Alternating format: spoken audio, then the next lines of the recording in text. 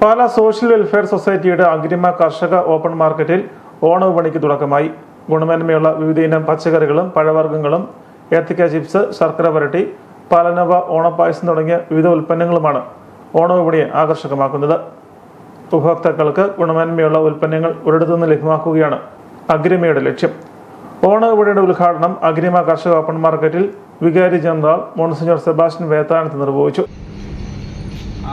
സാമൂഹിക രംഗത്ത് ഈ പ്രസ്ഥാനം നിർവഹിക്കുന്ന കാര്യങ്ങളുടെ കൂടെ ഒരു വലിയ മുന്നേറ്റമായിട്ട് കാർഷിക രംഗത്തെ പ്രവർത്തനങ്ങൾ കൂടി ചേർന്നപ്പോൾ അത് കേരളക്കരയിൽ ആകമാനം ശ്രദ്ധിക്കപ്പെടുന്ന ഒരു വലിയ മുന്നേറ്റമായിട്ട് അത് മാറിയിരിക്കുകയാണ്. അതിൻ്റെ ഏറ്റവും സ്പഷ്ടമായിട്ടുള്ള ഉദാഹരണമാണ് ഈ സംസ്ഥാനത്തെ അധികാരികൾ, പ്രത്യേകിച്ച് കൃഷി വകുപ്പ് നമ്മുടെ പ്രവർത്തനങ്ങളെ അങ്ങേയറ്റം വിലമതിക്കുന്നു, ആദരിക്കുന്നു.